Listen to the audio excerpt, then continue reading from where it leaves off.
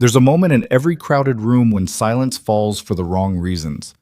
This is the story of what happened when a man walked into a bank in worn-out clothes, asked for $50, and accidentally forced everyone in that lobby to confront the ugliest version of themselves. If you've ever been underestimated, overlooked, or quietly dismissed because of how you looked, you need to stay until the very end of this one. Subscribe to this channel right now so you never miss a story like this. Hit that like button and drop your city or country in the comments below. I want to see exactly how far this story travels. Now let's get into it. The line at Meridian First Bank moved the way lines in downtown Crestfield always moved on a Thursday morning. Grudgingly, like everyone in it had somewhere better to be and couldn't quite believe they'd ended up here instead. Nathan Cross stood near the back of it, holding his daughter's hand. Emma was 7, small for her age, with her father's dark eyes and a tendency to study everything around her with the kind of quiet attention that made adults slightly uncomfortable. She was doing it now, watching the people, reading the room, her small fingers tightening slightly around her father's. Nathan had dressed that morning the same way he dressed most mornings, jeans that had been washed too many times to hold their color, a flannel jacket, gray-green, with a fraying cuff on the left sleeve that he kept meaning to fix and never did, boots with a scuff across the right toe that no amount of polish had ever managed to touch. He looked, to anyone willing to make a judgment in under 3 seconds, and most people are, like someone who'd had a few hard years and hadn't entirely recovered from them. He wasn't on his phone. He wasn't talking. He stood in the line with his daughter and waited, the way people who have learned patience the hard way tend to wait, without fidgeting, without sighing, without looking at the clock. The lobby of Meridian First was the kind of space designed to make money feel inevitable. High ceilings, marble floors the color of old cream, dark wood counters polished to a mirror shine. The tellers worked behind thick glass panels, and the light came in through tall windows at an angle that made everything look a little more expensive than it was. There were 8 people in line ahead of Nathan and Emma. 3 of them were on their phones. 2 were talking to each other about a restaurant that had just opened on Weller Street. One was a heavy-set man in a contractor's vest, counting folded bills from his breast pocket. And then there was Victoria Hale. She was standing 2 spots ahead of Nathan, and she was impossible not to notice. Not because she was trying to be noticed exactly, but because she existed in the room with a kind of settled authority that people develop after years of being the most important person in whatever space they enter. Mid-40s, dressed in a charcoal blazer over a cream silk blouse, hair pulled back in a way that looked effortless and almost certainly wasn't. She had the manicured posture of someone who had attended enough networking events to turn standing still into a statement. Her bag alone probably cost more than Nathan's car. He didn't know that. He wasn't looking at her bag. He was looking at Emma, who had spotted the little rope dividers that snaked through the waiting area and was silently working out the geometry of them, her free hand trailing along the velvet surface without quite touching it. "Dad," she said quietly. "Yeah." "Why is that lady looking at us?" Nathan glanced up. Victoria Hale was not technically looking at them at that exact moment. But she had been, and Emma had caught it. Children notice things that adults have trained themselves to overlook.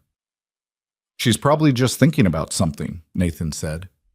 Emma considered this. She didn't look like she was thinking about something nice. "Maybe not," Nathan said. "That's her business, not ours." Emma seemed to accept this and went back to studying the rope dividers. The line moved, 2 spots. Then 1 more. The contractor in his vest reached the counter and began a lengthy transaction involving what appeared to be a small business payroll situation. The line behind Nathan had grown. A man in a courier jacket, a young woman with a stroller, a pair of older women who seemed to be there together and were conducting a separate parallel conversation about someone named Dorothea and whether Dorothea had any right to be upset about what she was apparently very upset about. Victoria moved to the next available teller. Nathan waited.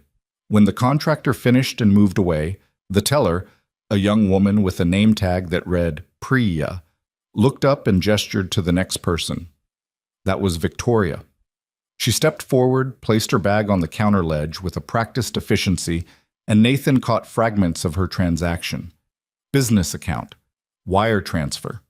She spoke in the clipped shorthand of someone accustomed to being understood without having to explain herself. Another teller opened up. Nathan moved Emma gently forward. "Hi there," the teller said. She was young, maybe 23, with a slight gap between her front teeth and a name tag that read Cassie. She had the slightly stretched smile of someone who had been dealing with the public for a full shift already and was maintaining professionalism through sheer effort of will. "Morning," Nathan said. He reached into his jacket pocket and produced a worn leather wallet. He extracted a bank card, plain, no design on it, the kind of card a bank gives you automatically, and slid it across the counter. "I'd like to make a withdrawal, cash."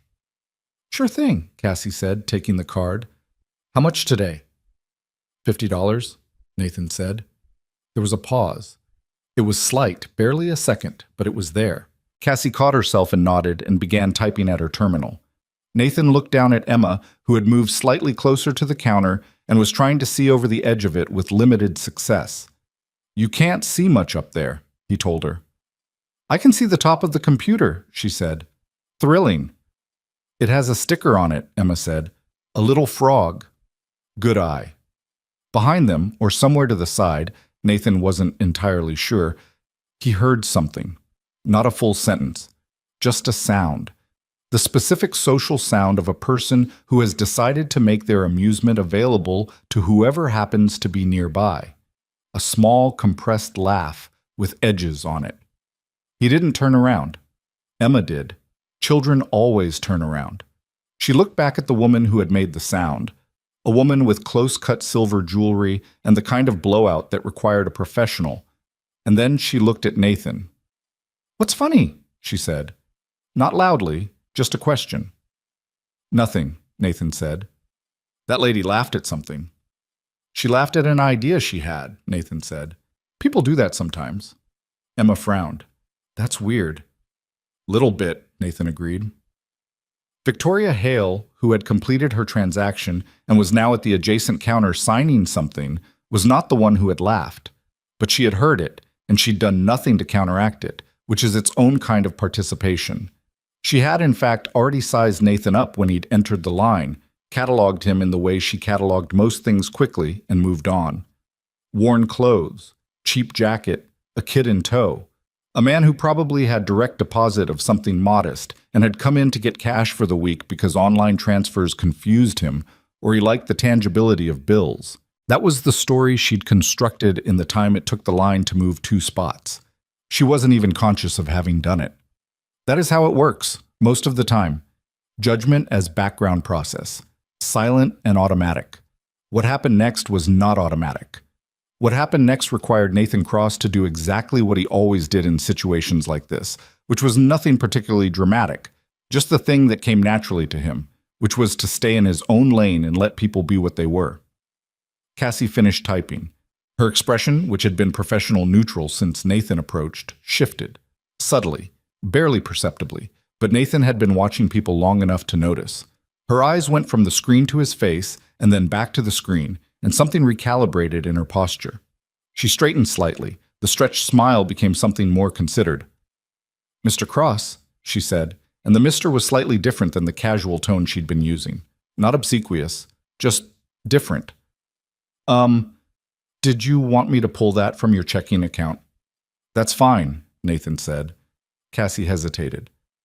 "Because you also have... I want to make sure I have the right account flagged." She lowered her voice, not quite to a whisper, but close enough. "You have several on file with us. You're checking, and then there are 3 others. I just want to pull it from the right place." "Checking's fine," Nathan said. "It's just $50. "Of course," Cassie said. "Absolutely."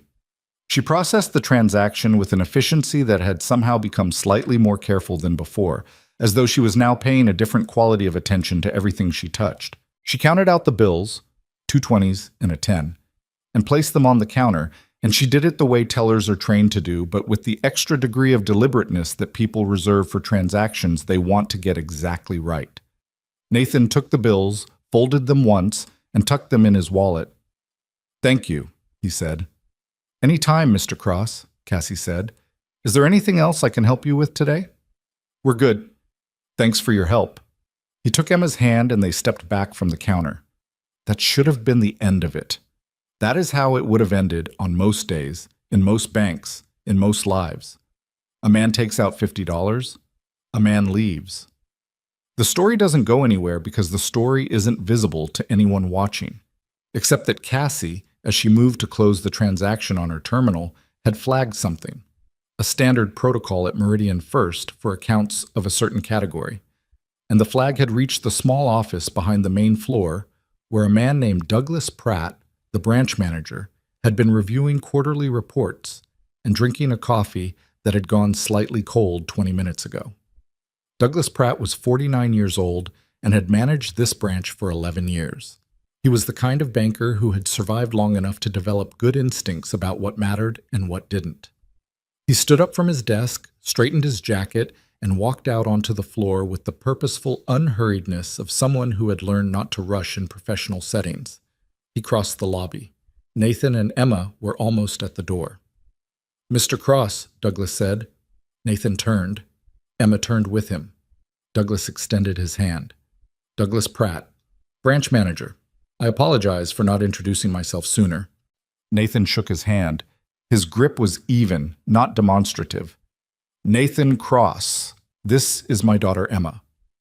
"Emma," Douglas said, and offered her a handshake as well, which she accepted with the slightly ceremonial seriousness of a child who has been raised to take handshakes seriously. "I just wanted to personally check in and make sure everything was handled to your satisfaction today." "Everything was fine," Nathan said. "Cassie was great."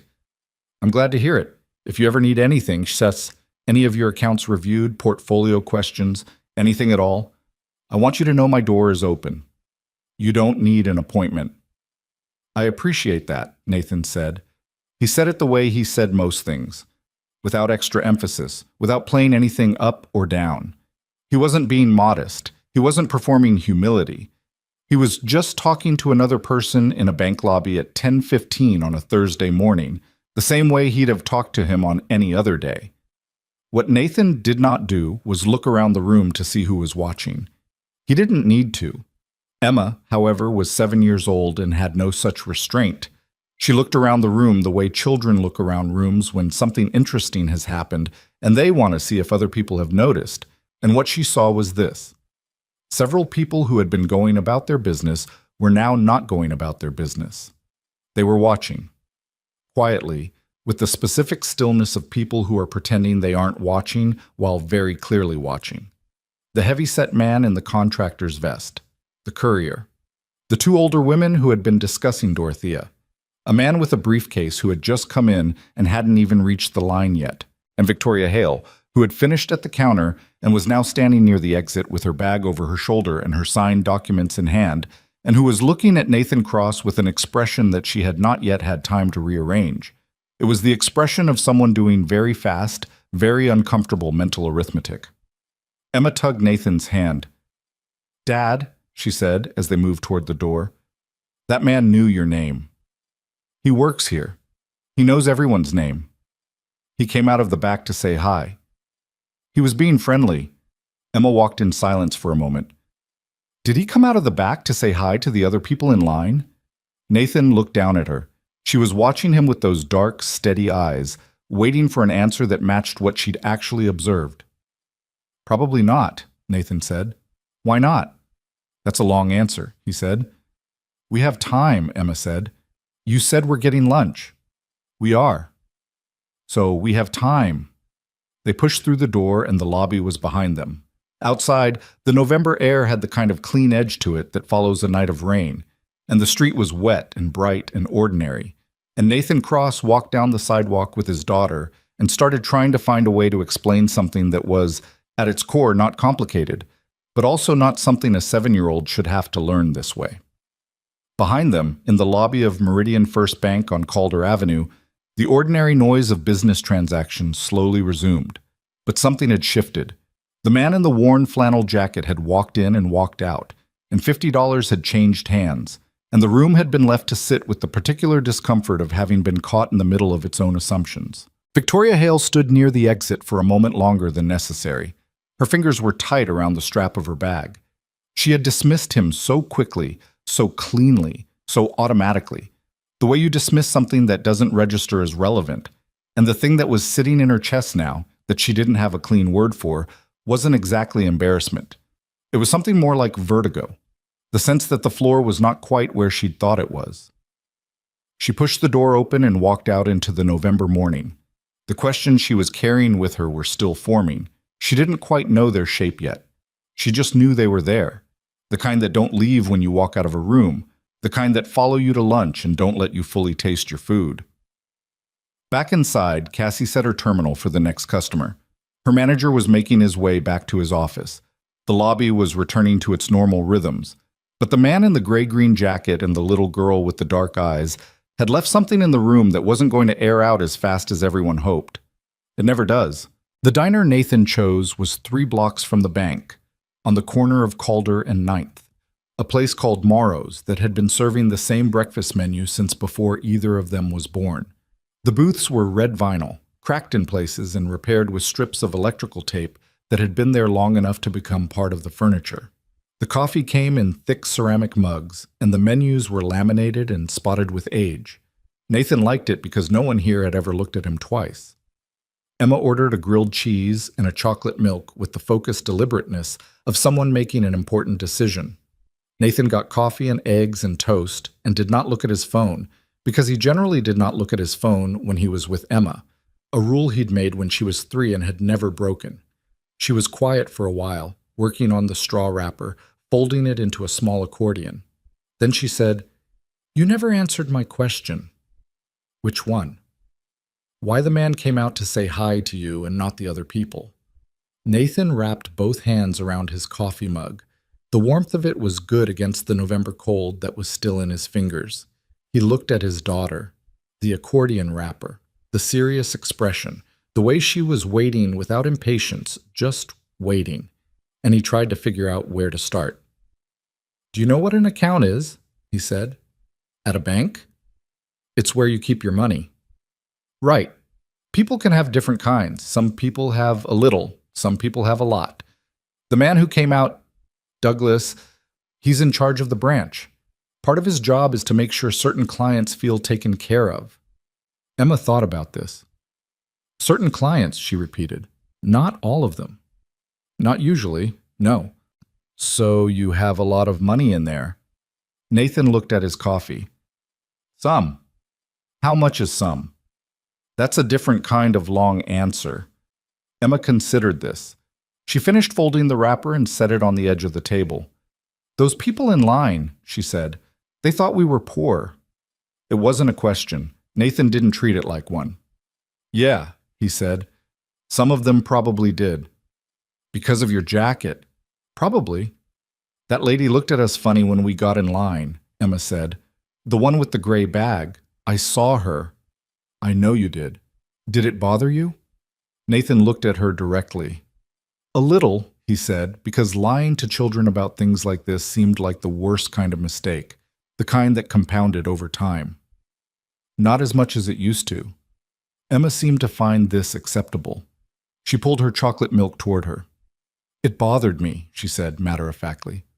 "I know. I didn't like the way she did it, like we weren't worth looking at properly." "Yeah," Nathan said. "That's the part that bothers people most. Not the judgment, the dismissal." Emma didn't say anything to that, but she was filing it away. He could tell.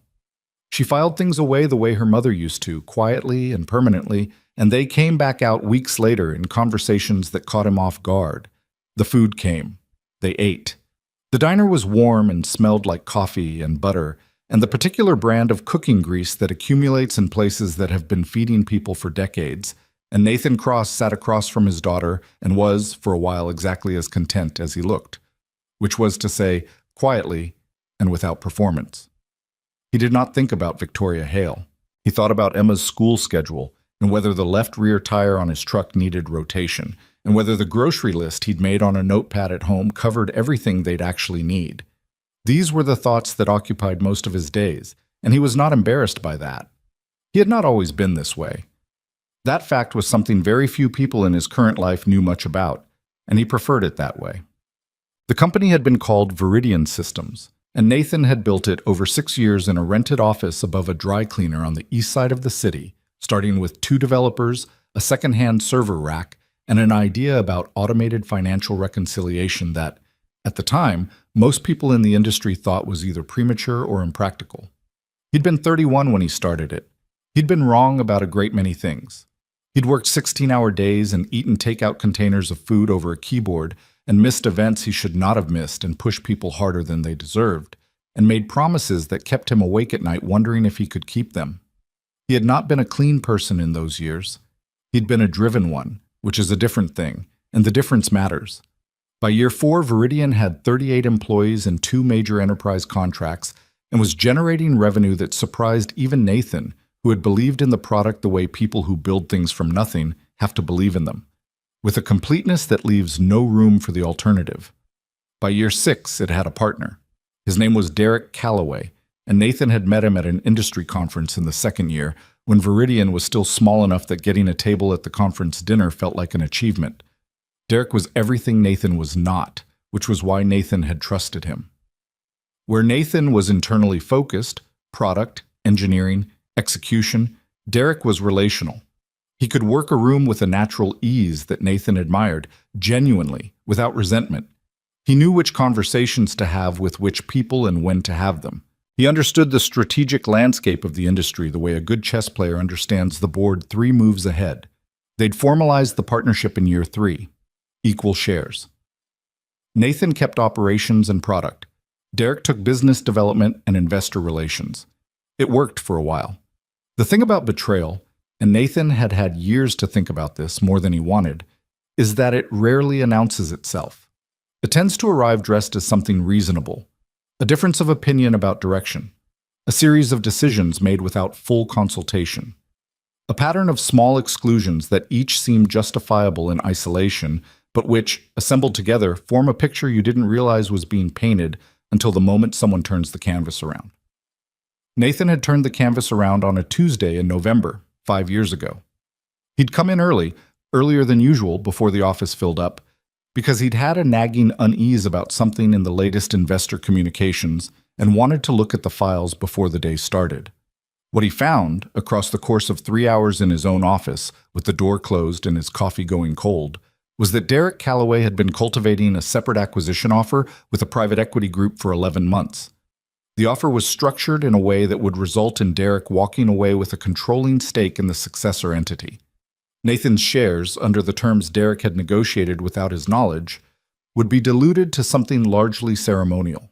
He sat with it for a long time. He was not a man who threw things or raised his voice in ways he couldn't control. He had been when he was younger, and he'd put a lot of work into not being that man anymore. And on that Tuesday morning, it cost him something to stay in his chair and just breathe and not act until he'd fully understood what he was looking at. What he was looking at was the end of something he'd built.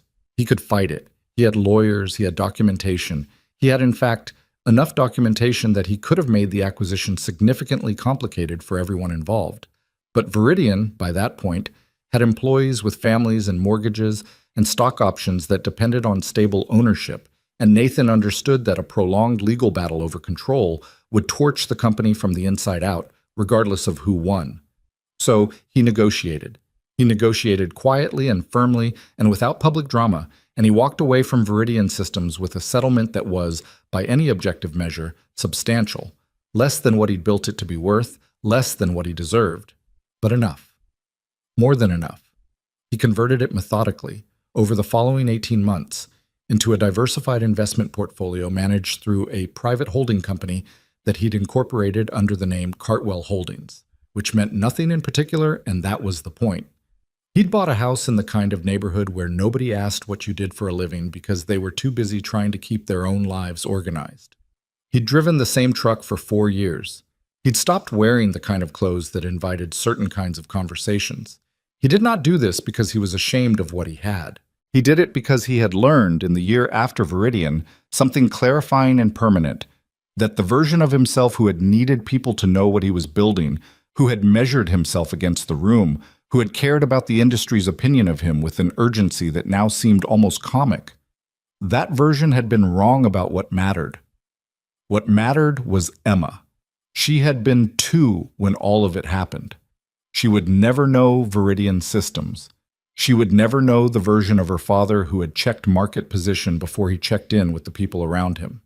What she would know was this: Thursday mornings at Morrow's Diner, her father's hands around a coffee mug, a man who looked at her when she was talking.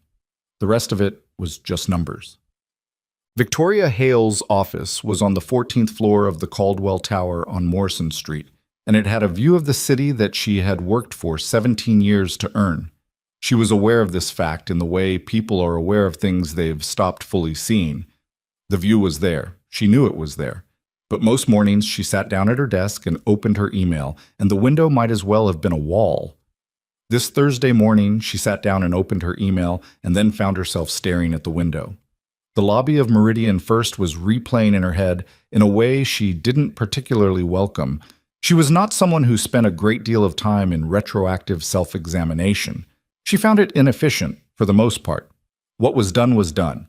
You made decisions, some of them were wrong, you corrected course and moved forward. That had been her operational philosophy for long enough that it felt like bedrock. But this was different, and she was honest enough with herself to acknowledge that it was. She hadn't said anything directly to the man. She hadn't confronted him or humiliated him or done anything that someone could point to as a specific act. What she had done was construct a complete and comfortable dismissal of another human being in the time it took to glance at his jacket and his shoes. And then she had stood there and heard someone near her laugh at him and not said a word. Not even shifted her body language in a way that suggested the laughter was unwelcome. And then Douglas Pratt had walked out of his office. Victoria had been a client of Meridian First for 6 years. She had a significant business account there and a personal account, and she had met with Douglas Pratt on 2 occasions to discuss terms on a line of credit. She knew what it meant when a branch manager came out onto the floor personally. She knew exactly what category of client it signified. She reached for her keyboard, then didn't type anything. Her assistant, Marcus, knocked twice and put his head in the door. "Your 9:30 is here. Give me 5 minutes." Marcus, who had worked for Victoria for 3 years and had learned which requests required follow-up and which didn't, simply nodded and closed the door. She pulled up the Meridian First client portal on her secure terminal. She had business access for account management purposes, and ran a search that she wasn't entirely sure was appropriate and did it anyway, because Victoria Hale had not gotten to the 14th floor of Caldwell Tower by letting discomfort stop her from finding out things she needed to know. The search returned very little. That was, she was learning, the point. Cartwell Holdings. 2 business addresses, both registered to a legal firm. No public-facing web presence to speak of. The kind of structure you built when you specifically did not want people to know what was inside it. She sat back. "Huh," she said aloud to no one. There was a world in which she let this go. Closed the portal, went to her 9:30, moved through her day, filed the morning under minor social awkwardness, and corrected course. That was the efficient version. But the question that kept reassembling itself in her head wasn't really about the money. It wasn't the shock of the branch manager or the accounts or whatever lived inside Cartwell Holdings. Those things were interesting, but they weren't the thing. The thing was the man's face. She was trying to reconstruct it now and finding that she'd barely looked at it. She'd looked at the jacket and the boots and the worn wallet and built everything from those details. And the face itself, the actual person, she'd essentially skipped. He'd been background. He'd been set dressing in the lobby of her bank on a Thursday morning.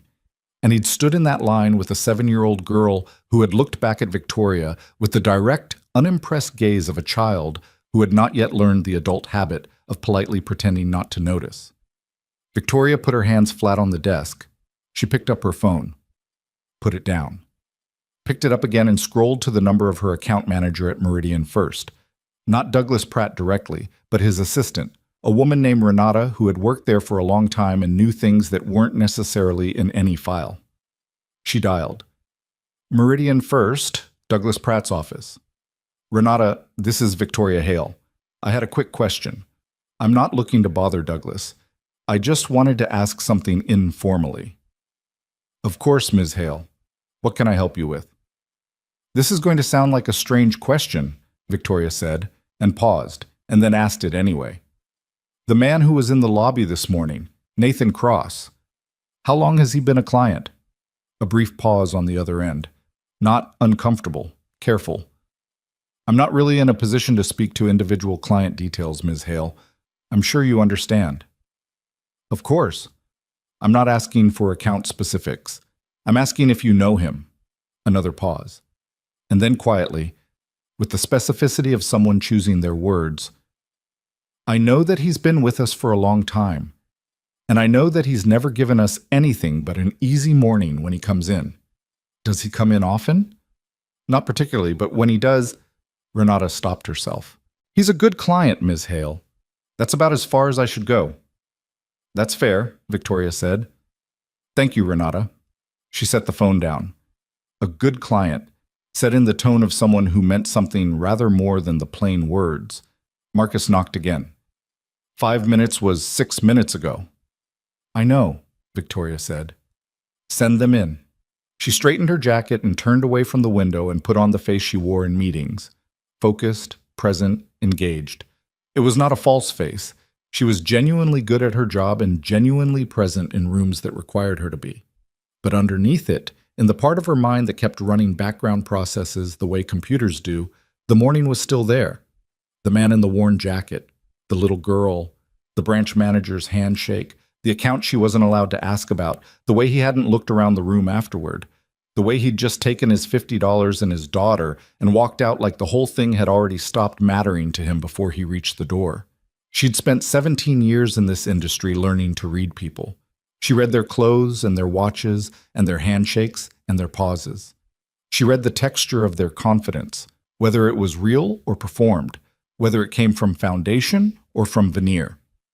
She had built a career on the accuracy of those readings. This morning, she had read a man and gotten him so completely wrong that the margin of error wasn't even meaningful. What bothered her most, sitting with the 9:30 meeting, shaking hands, saying the right things, performing the part of herself she'd long ago made automatic, was not that she'd been wrong. It was how fast she'd been, how clean, how entirely without friction. She'd looked at him for 3 seconds and closed the file. And somewhere in those 3 seconds, she'd also looked at the little girl, who had looked right back at her with eyes that were too old for 7, or maybe not too old, maybe just appropriately young, still able to see things that adults had learned to cover up with the scar tissue of social convenience. Victoria Hale shook another hand and smiled and said something about Q4 projections, and the morning meeting moved forward, and in her peripheral vision, the city sat in the window 14 floors below, going on with its own business in its own ordinary way. 3 miles east, in a grocery store on the corner of 9th and Randall, Nathan Cross was comparing prices on pasta sauces with the methodical focus of a man who had made a grocery list and intended to stick to it. Emma was riding the back of the cart with her arms out, coasting slightly when the aisle was clear enough. Whole grain or regular? Nathan asked, holding up 2 boxes of penne. Regular, Emma said. Whole grain tastes like cardboard. Whole grain is better for you. Cardboard might also be better for me. I still don't want to eat it. He put the whole grain box back and put the regular in the cart. Emma hopped off the back of the cart and walked alongside him into the next aisle. She was quiet for a moment in the way that meant she was building up to something. Dad. Yeah.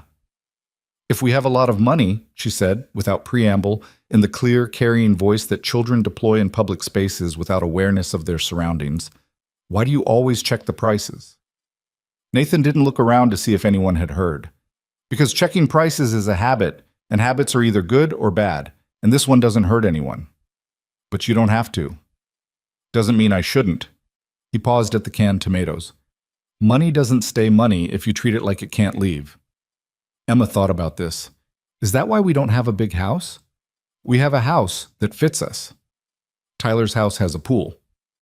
Tyler's parents also work 100 hours a week between them, Nathan said, and then felt immediately like that was the wrong thing to say and softened it.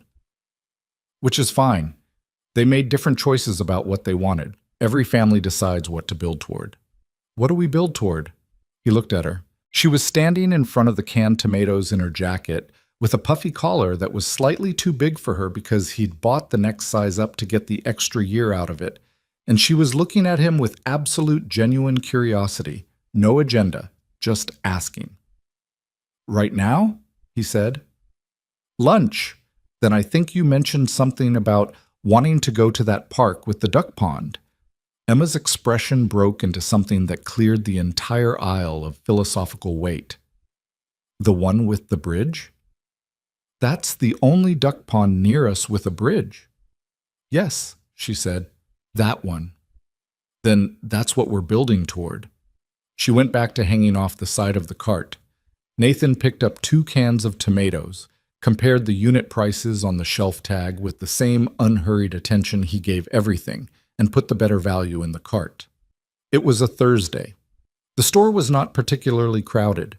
Nobody knew who he was, or what his accounts held, or what he'd built, or what had been taken from him, or what he'd chosen to walk away from, and that was, as far as Nathan Cross was concerned, exactly how a Thursday was supposed to go. The cartwheels made a slight clicking sound on the tile floor. Emma was humming something tuneless under her breath. The fluorescent lights were a little too bright, the way grocery store lights always are, and somewhere in the next aisle, a woman was on her phone trying to remember whether she needed 1 can of chicken broth or 2. Nathan Cross pushed the cart forward and made a turn and did not think about the bank at all. The duck pond at Garfield Park had a wooden footbridge that arched over the narrowest point of the water, and Emma had decided sometime in the past year that this bridge was the best place in the city to stand and think. Nathan wasn't entirely sure what a 7-year-old had to think about that required a specific geographic location, but he respected the designation. He stood at the railing beside her and watched the ducks, which were unimpressed by both of them. The November air had warmed slightly since the morning. Not warm exactly, but the kind of tolerable cold that makes being outside feel like a decision rather than an endurance. Emma had found a small clutch of pebbles near the bank and was releasing them one at a time into the water below with the methodical satisfaction of someone conducting an experiment. If you throw them all at once, Nathan said, you'd probably get a bigger splash. I know, Emma said. I like the individual ones better. Why? She considered this seriously, which was how she considered most things. Because if you do them all at once, you only get 1 thing to watch. If you do them one at a time, you get 7 things. Nathan leaned on the railing. That's a pretty good reason. She released another pebble. The rings spread out and crossed each other and flattened slowly to nothing. One of the ducks moved 2 feet to the left and then seemed to forget why. Dad, Emma said. Yeah. That lady at the bank. He waited. She looked sorry. At the end, when we were leaving and that man came to talk to you.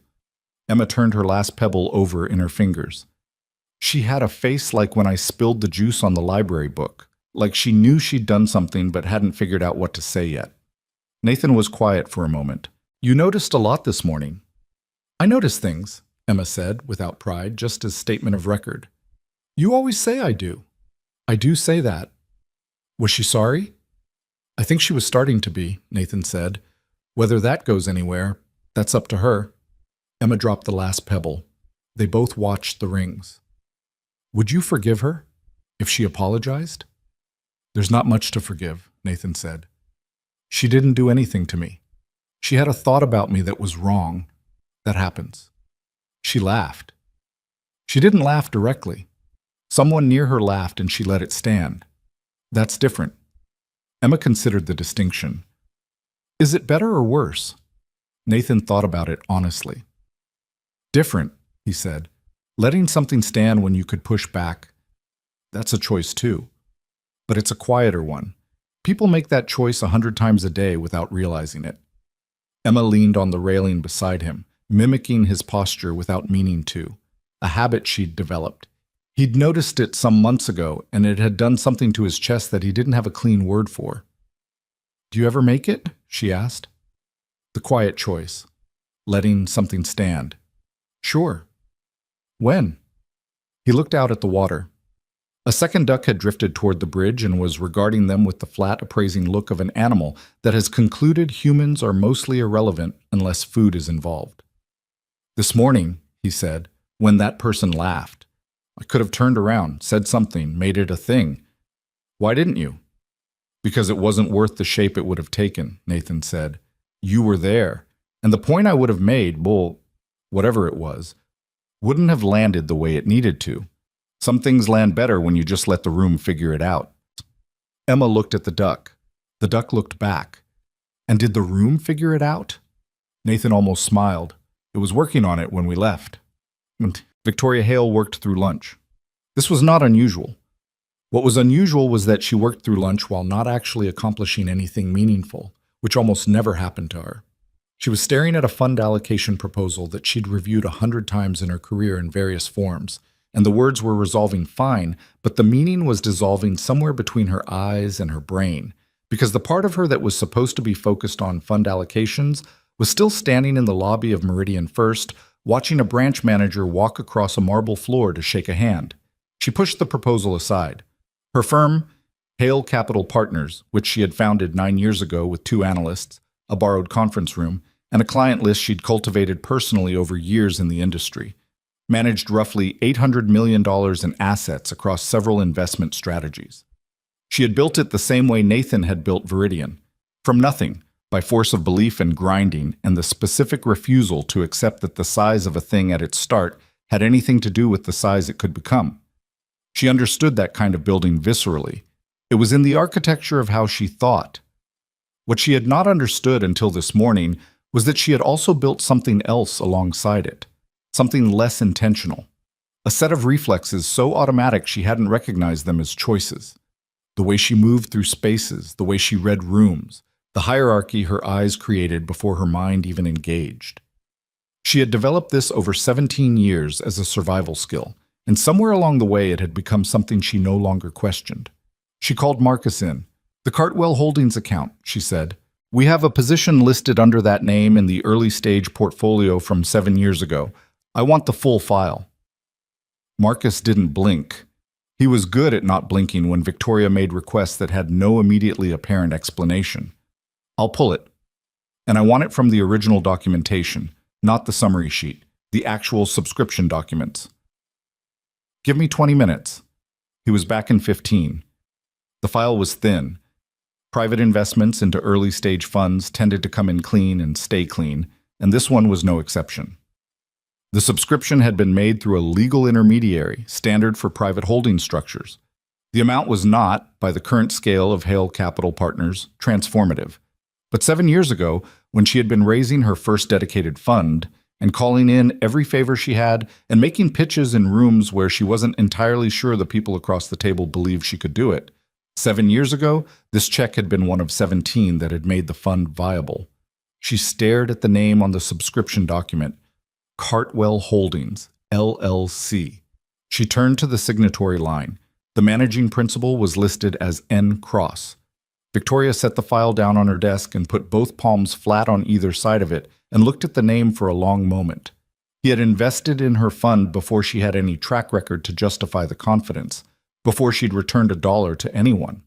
In the year when she'd been calling people who'd known her for a decade and getting the specific padded version of no, the one where people say they love what you're doing and need to discuss it internally and will come back to you, and never come back. In that year, a private holding company she'd never heard of had sent a subscription agreement through a law firm and written a check. She had not known who was behind it. She had been too busy trying to close the fund to investigate every investor's background. She had thanked the law firm and moved forward. For 7 years, Cartwell Holdings had been a passive name in her portfolio. Quarterly statements sent to a P.O. box. No contact requests, no check-in calls, no presence at investor days. Just quiet faith in a fund that, as it turned out, had done very well. Victoria sat back in her chair and let out a breath that she hadn't fully realized she'd been holding. The man in the worn jacket had believed in her work before almost anyone else had. She did not know why. She did not know how he'd found her. Her first fund had not been widely marketed, by necessity and by choice, and the investor list was not public. She did not know what had made him decide that a woman raising a first fund with a strong resume, but no track record, was worth a quiet, early-stage commitment. She might never know.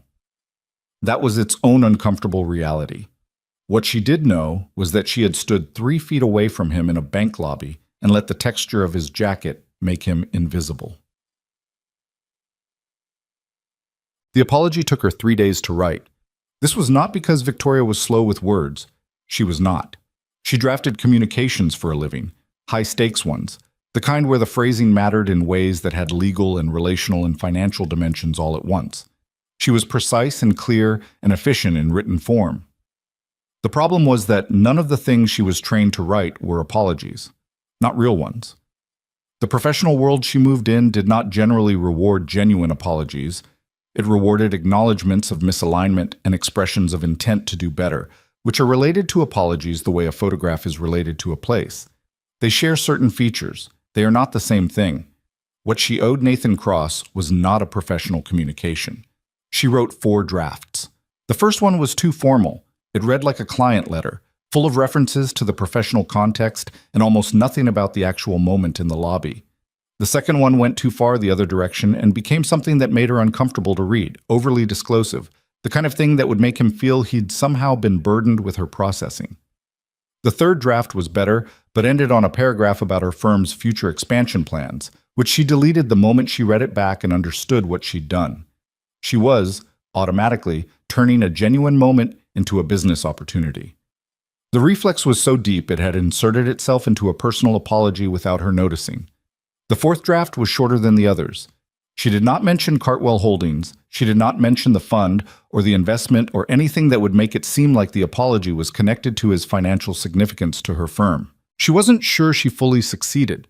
It was hard to write to him without being aware of everything she now knew. But she tried. She wrote about the lobby. She wrote about what she'd done specifically, without rationalizing it or embedding it in a broader social commentary about how everyone makes quick judgments. She did not make it about everyone. She made it about herself, which was harder. She wrote that his daughter had looked back at her and that the look had stayed. She had not planned to write that. It came out in the fourth draft and she almost deleted it, and then she left it in because it was the truest thing in the letter, and deleting it felt like going back to draft 1. She sent it through his law firm, because that was the only contact channel she had. She sent it on a Monday morning, before her first meeting, and then she went to her 9 o'clock and did not think about it for the rest of the day. Or tried not to. The letter arrived at Nathan's house on a Wednesday, forwarded from the law firm's address in a plain envelope with a typed return label. Nathan's lawyer, a methodical man named Gerald Chu, who had handled Cartwell Holdings' legal affairs since its founding, had called ahead. "You've got a piece of personal correspondence forwarded through us," Gerald said, in the slightly puzzled tone of someone who found deviations from normal procedure mildly interesting. "From Victoria Hale. Hale Capital Partners. She's a fund manager. We actually have you in her early stage fund, if you recall." "I recall," Nathan said. "Want me to open it first in case it's—" "No," Nathan said. "Just send it along." It came on a Wednesday afternoon while Emma was at school. Nathan was at the kitchen table working through a set of quarterly reports that Cartwell Holdings' accountant had prepared, which was the kind of work he did in the hours when Emma wasn't home. Not because it was secret, but because it was boring, and he didn't see any reason to model boring things for a 7-year-old as though they were important. He opened the envelope. He read the letter twice. It was, by the standards of professional correspondence, unusual. It did not ask for anything. It did not frame itself as a preliminary to a conversation or a meeting or a proposal. It was 4 paragraphs, handwritten on what he could tell was paper she'd printed a line template on, which told him she'd drafted it on a computer and then written the final version by hand, which was either a significant effort or a significant affectation, and he wasn't sure which. By the 3rd paragraph, he was fairly sure it was the former. She had written about the lobby specifically, not about judgment as a concept, not about quick reads and their flaws as a general phenomenon. About herself, in that lobby, at that moment, about what she'd done and hadn't done and what she understood about it now, and she had written about Emma. Nathan set the letter down on the table. He sat with it for a while. The quarterly reports were still open on the table beside it, full of numbers that added up to a stability he'd built methodically and deliberately, and had never been entirely at peace with. Because the thing about building stability is that the thing you were stabilizing yourself against doesn't go away just because the numbers are good. Derek Calloway had not gone away. The 6 years of Viridian had not gone away. The version of himself that had needed to win in ways he'd since learned to let go of. That version was still somewhere inside him, quieter now, but not gone. He was not a man who had achieved peace. He was a man who had gotten better at choosing what to spend the limited supply of it on. He read the letter a third time. She had gotten something in it right that surprised him. She had written, in the second paragraph, in a sentence she had probably rewritten several times based on how clean it came out, that she hadn't laughed at him, that she'd let someone else's laugh stand unchallenged, and that the distinction, which she'd told herself was significant, had stopped feeling significant the moment she wrote it down. That was a true thing. It was also a hard thing for someone in her position to write, because people in positions like hers had generally survived by protecting the integrity of their judgment, by not being too publicly wrong, too openly fallible. An admission like this, even in a private letter, cost something. He picked up a pen. He did not draft multiple versions. He wrote what he thought, which was something he'd gotten better at since Viridian, since there was less to protect now, and therefore less reason to be careful in the ways that aren't actually careful, just guarded. He wrote that he appreciated the letter and meant it. He wrote that what had happened in the lobby was not something that had damaged him. He'd spent enough time in rooms where he didn't fit the visual expectations to know how to carry it.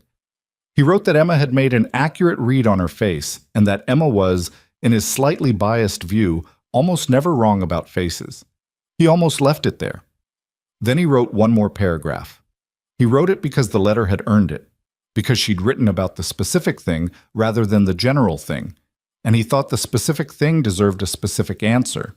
He wrote, "What you saw in that lobby, and what everyone else in that lobby saw, was a decision I made a long time ago about what I wanted my life to look like, and who I wanted to be in front of my daughter.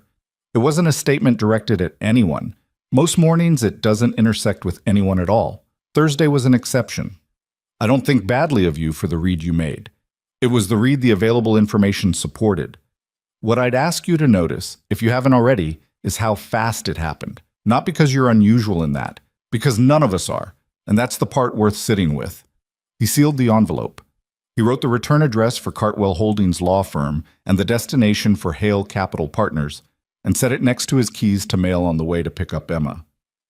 Then he went back to the quarterly reports. Emma came home from school that afternoon with a drawing she'd made in art class, a bridge over water, rendered in crayon with the slightly wobbly perspective of a child who knows what she wants the picture to look like and is working with the limitations of her current technical range. There were ducks under the bridge. They were green and somewhat oval. "The bridge," Nathan said. "Garfield Park," Emma confirmed, holding it up. "Mrs. Tanner said I could make it bigger next week and add more ducks." "How many ducks are you thinking?" "At least 8, Emma said, with the confidence of someone who had already done the math. "The real pond has more than that, but I ran out of green." He put it on the refrigerator with a magnet, between a school calendar and a reminder about Emma's dental appointment. Emma stood back and examined the placement critically and decided it was acceptable. "Did anything interesting happen today?" she asked him, in the way she'd started asking since she was old enough to understand that her father's days had content even when she wasn't in them. "I got a letter," Nathan said. "From who?" "The woman from the bank, the one you mentioned on the bridge." Emma went still with the particular attentiveness she deployed when something landed in conversation that she hadn't expected. "What did it say?" "She apologized," Nathan said, "and she meant it, as far as I can tell." Emma turned this over. "How can you tell if someone means it?" "She wrote about the specific thing instead of the general thing," Nathan said. "People who don't mean it tend to apologize for the concept. She apologized for the moment."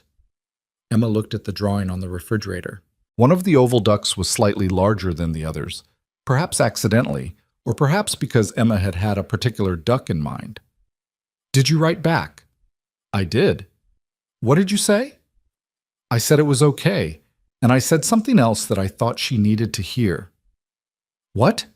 Nathan looked at his daughter, who was standing in her school clothes in front of the refrigerator, in their kitchen, in their house, in the neighborhood where nobody asked what anyone did for a living, and she was looking at him with those two old, entirely appropriate eyes, waiting for the answer the way she always waited, without agenda, without performance, just genuinely wanting to know. "I told her that what mattered wasn't that she'd made a wrong call, Nathan said. It's that she noticed.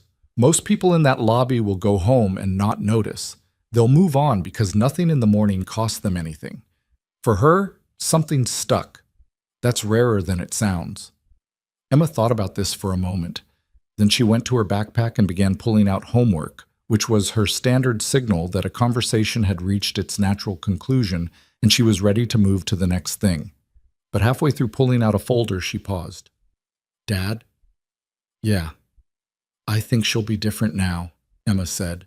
The lady. I think she'll be different. Nathan didn't answer right away. He wasn't sure Emma was wrong. He also wasn't sure she was right, because people mostly weren't transformed by single moments, regardless of how those moments felt at the time.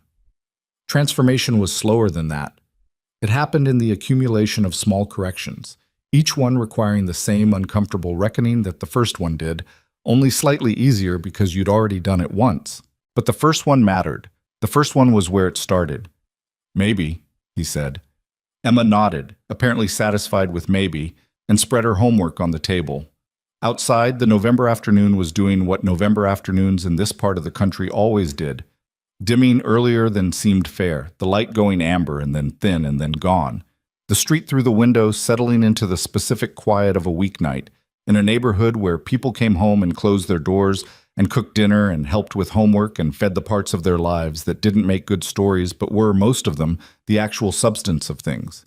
Nathan put a pot of water on the stove and started pulling ingredients for dinner, and the kitchen filled with the ordinary sounds of an ordinary evening, and somewhere across the city, a woman named Victoria Hale was still at her desk in a 14th floor office, and she was reading a letter for the second time, and in the margin beside the last paragraph she had written, in her own handwriting, 3 words that she did not show to Marcus or to anyone else. The words were, how fast it happened. She underlined them. And then she sat with that for a long time in the fading light of a Wednesday afternoon, in a city that was going home around her, until her desk lamp clicked on automatically, and the window went dark and the city turned into its nighttime version, full of lit windows and the lives behind them, most of which she would never know anything about. The 3 words stayed on that notepad for 11 days. Victoria didn't throw the page away. She didn't tear it out and file it somewhere or transfer it to a digital document where it would be searchable and therefore manageable. She left it exactly where she'd written it, in the margin of Nathan's letter, which she'd folded and placed in the left drawer of her desk under a conference agenda she no longer needed. She was not entirely sure why she kept it there instead of somewhere more deliberate. Maybe because the left drawer was where she put things she wasn't done with yet. The weeks that followed the bank lobby were, on the surface, identical to the weeks before it. Meetings, fund reviews, 2 new client pitches, one of which went well and one of which went the way pitches go when the people across the table have already decided before you walk in, but are too professional to say so until afterward.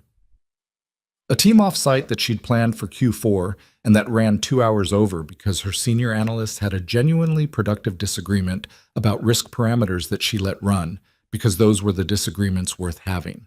The surface was the same. Underneath it, something was running that she hadn't authorized and couldn't quite shut off. It showed up in small ways. In a Monday morning staff meeting, when her junior analyst Preethi was walking the team through a new prospect profile and the room's attention started drifting toward the numbers before Preethi had finished the contextual section, and Victoria said, more sharply than she'd intended, "Let her finish the background. The numbers don't mean anything without it." Preethi looked slightly startled. The room recalibrated. Victoria moved on. But she felt the thing that had prompted it, and she recognized it. It showed up again in a client call on a Thursday, different bank, different city, when a fund of funds manager named Carver Ostrowski was talking about a prospective submanager he was considering allocating to, and Ostrowski said, almost as an aside, "He's a young guy, came out of nowhere, not much of a pedigree, but the numbers are interesting." And Victoria said, "Define nowhere." And Ostrowski paused and said, "I'm sorry." And Victoria said, "What's his background? Because nowhere usually means somewhere you haven't looked yet." There was a silence on the call that lasted about 2 seconds, which, in a professional conversation, is a reasonably long silence. "I'll get you the full bio," Ostrowski said. "Thank you," Victoria said. "The numbers are more interesting with the context." She hung up, and Marcus was standing in the doorway with the look he got when something unexpected had happened in her calendar, and he was trying to decide whether to mention it. "What?" she said. "Nothing," Marcus said. "You want coffee?" "Yes." He brought it. She drank it and looked at the window and thought about the phrase came out of nowhere and how many times she had used it herself and never stopped to interrogate what she meant. Nowhere. As though the only origins worth tracking were the ones that announced themselves in the right rooms at the right time in the right clothes. She opened the left drawer. She read Nathan's letter again. Not the whole thing, just the last paragraph. The specific thing instead of the general thing. How fast it happened. She closed the drawer. The expansion proposal had been on her desk in various forms for most of the year. Hale Capital Partners was at a stage where the next move was either to grow, bring on 2 or 3 additional senior-level partners, expand the strategy set, go after a larger institutional client base, or to stay the size it was and deepen rather than broaden. Both were defensible. She had been leaning toward growth for the practical reasons that any founder leans toward growth, because the infrastructure she'd built could support it, because the market conditions were reasonable, because standing still in this industry had a way of being mistaken for going backward. The expansion would require capital commitments from existing investors, assuming she went the route of internal funding rather than bringing in outside capital. Standard practice for a firm at her stage was to approach the anchor investors first, the ones who'd been in longest, whose returns had been best, whose continued participation would signal to newer investors that the people closest to the track record still believed in it. Cartwell Holdings was near the top of that list. She had drafted the invitation twice. Both times she'd stopped. The second time she stopped, she sat at her desk for a while and was honest with herself about why, which was the thing she'd been getting better at since the lobby, and which was not always comfortable.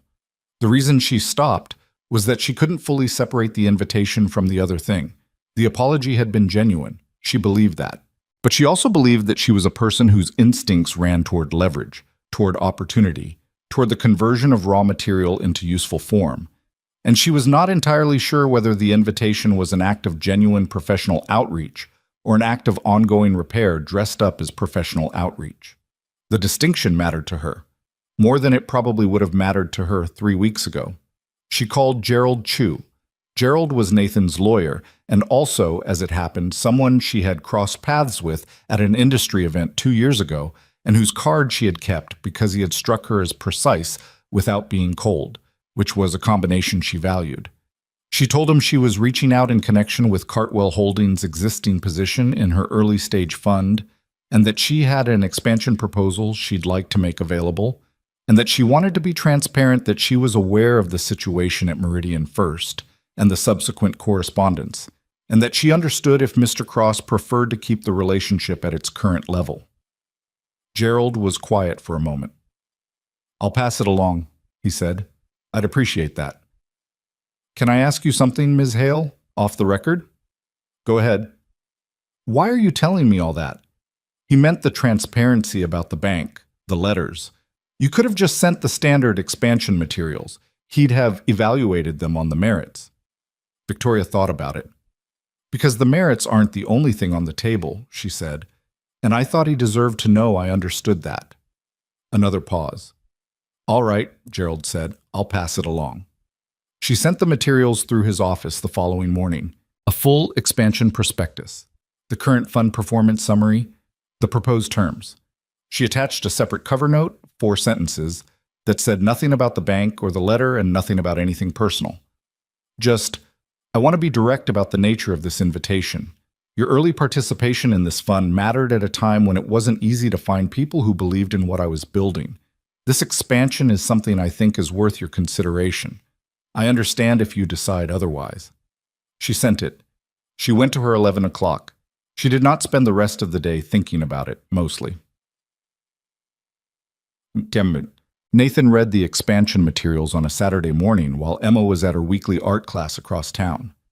The class ran 90 minutes, which was one of the few reliable blocks of uninterrupted time in his week, and he typically used it for the kind of administrative work that required actual sustained attention.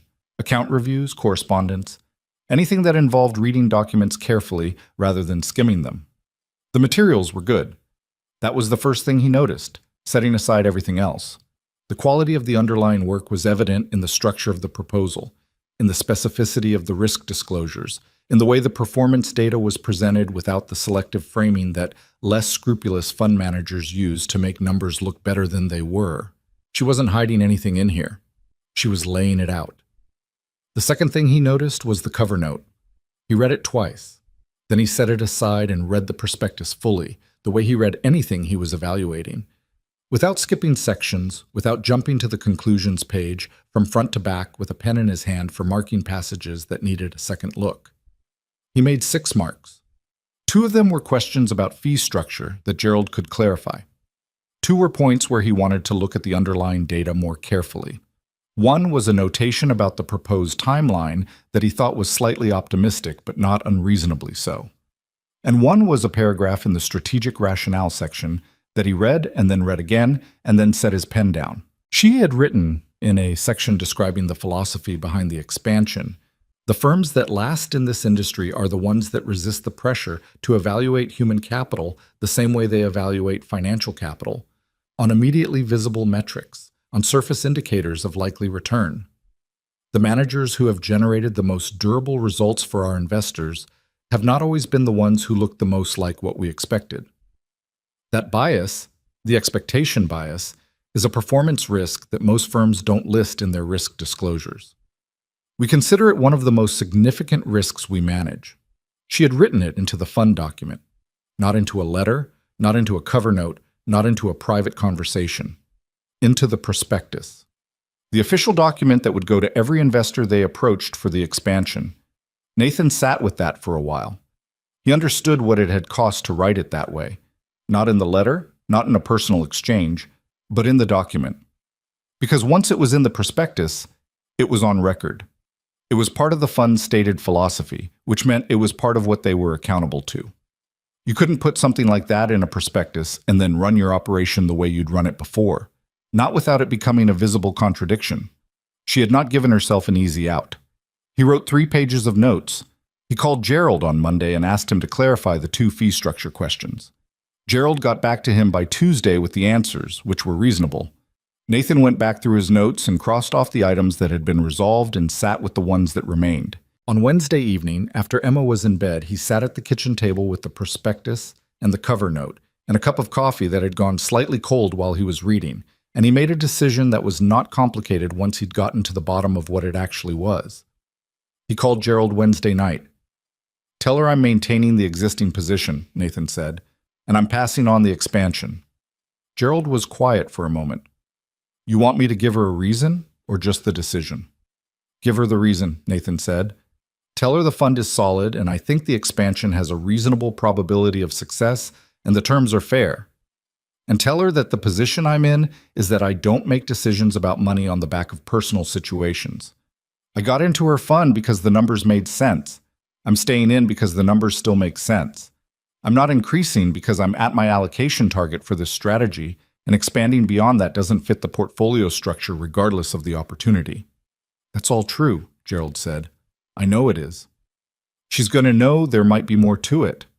"There might be," Nathan said, "but what I just gave you is also fully and completely true, and it's the part that she can use. The rest of it isn't her business." Gerald made a sound that suggested he found this professionally satisfying in some way. "All right. One more thing," Nathan said. "Tell her the paragraph in the risk section, the one about expectation bias. Tell her I noticed it." "You want me to tell her that specifically?" "Yeah. Any particular reason?" Nathan looked at the kitchen window, which was showing him the dark backyard and his own faint reflection in the glass, which he did not spend a great deal of time examining. "Because she should know it landed," he said. "She put it in the document at a cost to herself, and she didn't call attention to it. Someone should tell her it was seen."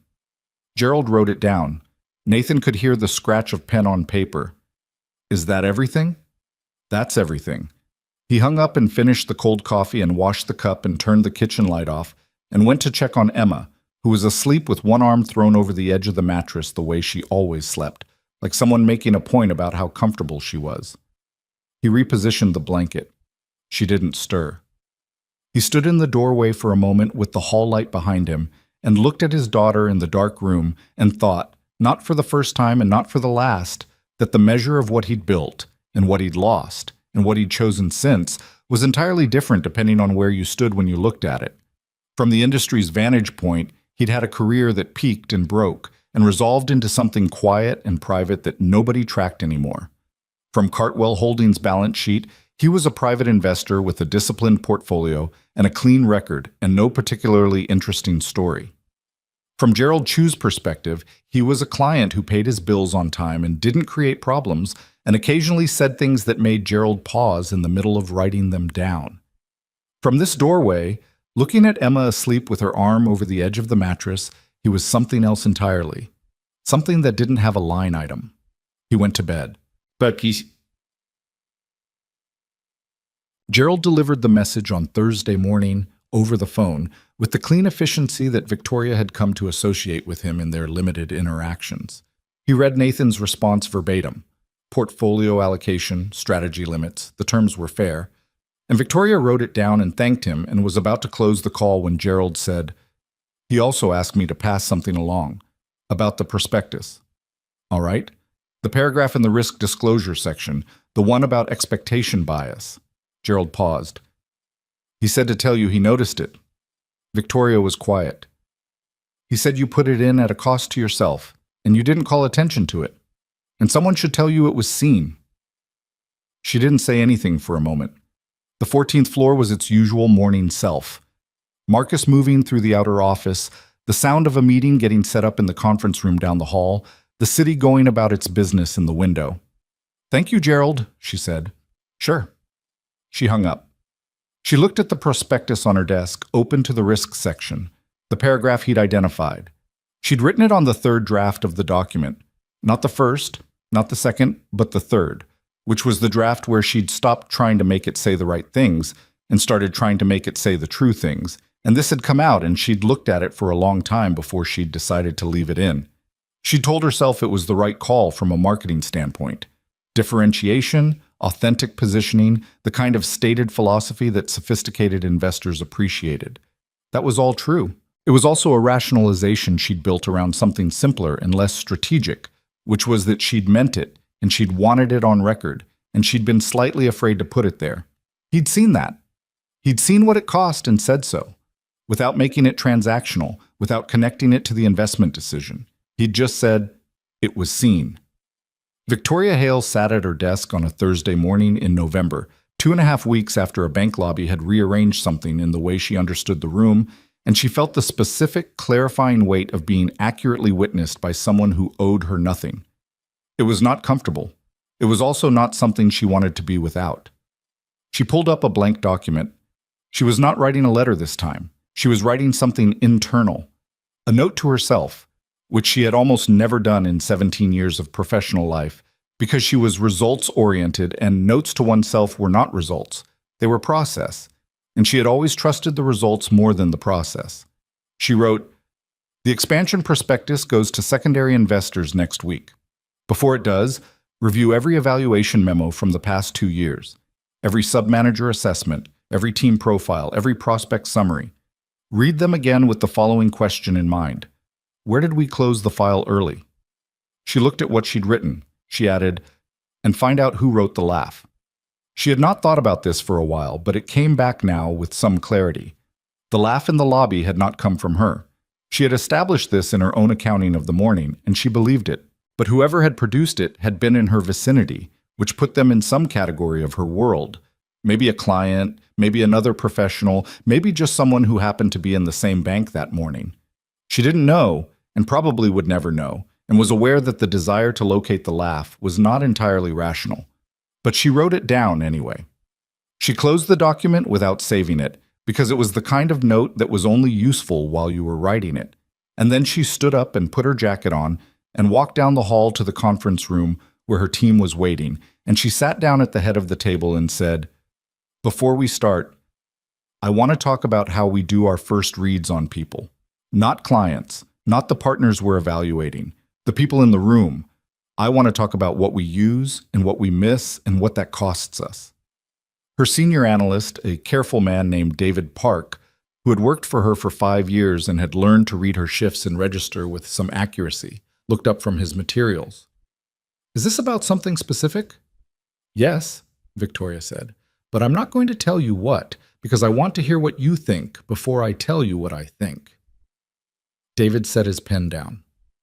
The others around the table, 4 of them, all competent, all people she'd hired for reasons she'd been sure of at the time, looked at each other with the slight wariness of people who have just understood that this meeting is going somewhere they didn't prepare for.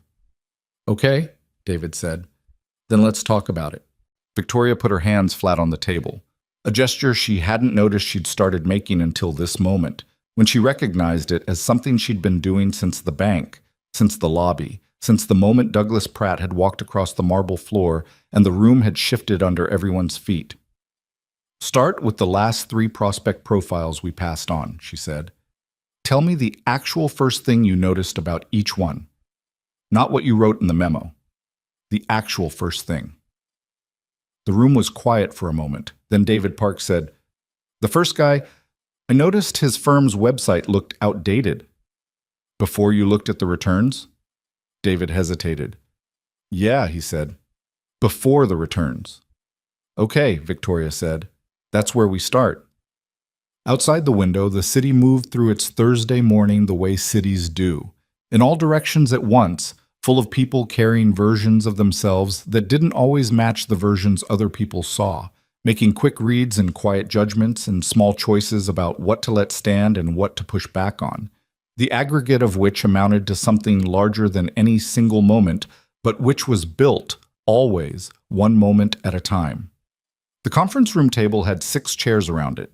6 people who were good at their work and had gotten better at certain things and had blind spots they weren't always aware of. Victoria looked around the table at them and understood, in a way she would not have 3 weeks ago, that the blind spots were not a failure of intelligence. They were a failure of attention, a failure to slow down the process between seeing and deciding and ask what was actually there.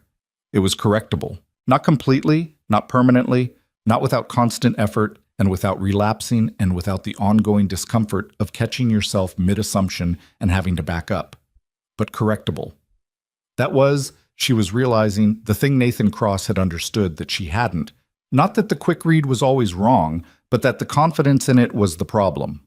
The certainty. The way it closed the file before the file was complete. David was explaining the outdated website, how it had colored everything he'd read after it, how he'd entered the returns with a skepticism that wasn't in the data but was already in his posture. The others were listening. One of them, a young analyst named Simone, who had been with the firm 8 months and who Victoria had hired in part because she asked better questions in interviews than most people twice her experience level, was writing something in her notebook. "What are you writing?" Victoria asked. Simone looked up. "A question," she said. "Is this about changing how we evaluate or about knowing why we evaluate the way we do?" "Both," Victoria said, "but start with the second one. You can't change something you haven't named." Simone nodded and wrote something else. Victoria looked at the window for a moment. The city. The ordinary Thursday. Somewhere in it, a man in a worn jacket was doing whatever he did on Thursdays after the duck pond and the grocery store, living the life he'd decided to build out of what remained after the life he'd built the first time came apart. Not performing anything, not making a statement, just living at the scale he'd chosen for the reasons he'd kept to himself, and being exactly as visible to the room as he'd decided to be, which was, she was beginning to understand, its own kind of power, not the kind you display, the kind you don't have to. She pulled her attention back to the table. "All right," she said, "let's keep going." December came into Crestfield the way it always did. Not with any dramatic announcement, just a slow dimming of the afternoons and a cold that moved into the city's bones and stayed there. The light changed first, then the rhythm of things. People walked a little faster between their cars and their doors. The neighborhood got quieter by 6 o'clock, the ordinary machinery of winter settling in. Nathan switched Emma's jacket to the heavier one and checked the tire pressure on the truck and moved the floor lamp in the living room to the corner where it threw better light once the afternoons went dark early. Small adjustments, the maintenance of a life. He had gotten very good, in the years since Viridian, at finding the right scale for his attention. Not contracted, not inflated, just proportional to what the day actually required.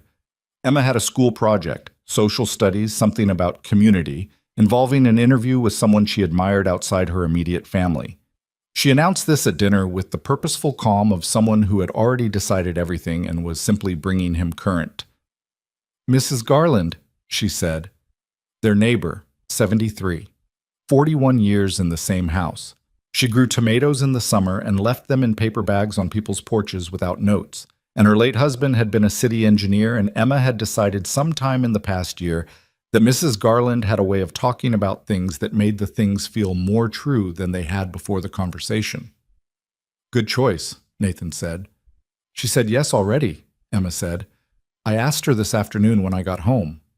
Nathan looked up from his plate. "I thought you were going to ask me first." "I did ask you, in my head. You said yes. In your head." "You always say yes to things that are good ideas," Emma said, with the unassailable logic of a child who has correctly identified a pattern. "So I skipped the middle part." He let it go because she wasn't wrong, and arguing with accurate observations had never seemed like a productive use of either of their time. The interview happened on a Saturday afternoon with Emma sitting at Mrs. Garland's kitchen table with a notebook she'd covered in stickers and a list of questions she'd written in her careful, slightly oversized handwriting. Nathan sat in the living room with a cup of tea he hadn't asked for but had been given anyway, and he could hear the low murmur of their voices through the wall. Emma's questions, Mrs. Garland's unhurried answers, the occasional sound of one of them laughing at something. He sat in the particular quiet of someone else's house and drank the tea, which was slightly too sweet because Mrs. Garland had put sugar in it without asking. And he looked at the photographs on the wall. Mr. Garland in various configurations of younger, the house in summer with the garden at its peak, a photograph of what appeared to be a family gathering sometime in the 80s, people whose names he didn't know arranged on a lawn that was probably this lawn before the maple tree in the corner had gotten so large. He thought about what Emma was learning in that kitchen. Not the interview questions, not the school assignment content. The other thing.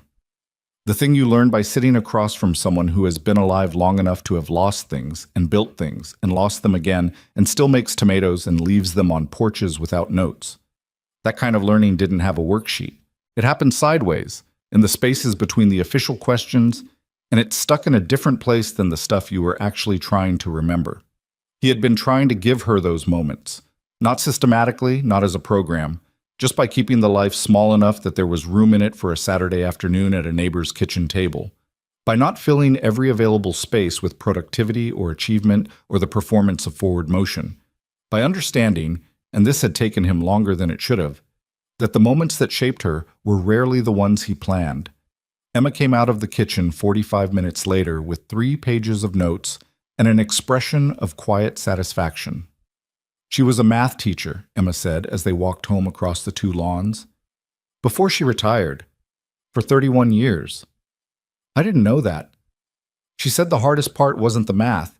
It was getting kids to stop being afraid of being wrong in front of other people. Emma looked at her notebook. She said most people stop trying things because they're scared of what the room will think. Not because the thing is actually hard. Nathan was quiet for a moment. The afternoon had gone gray and still, the kind of stillness that precedes snow, and the street was empty in both directions. Smart woman.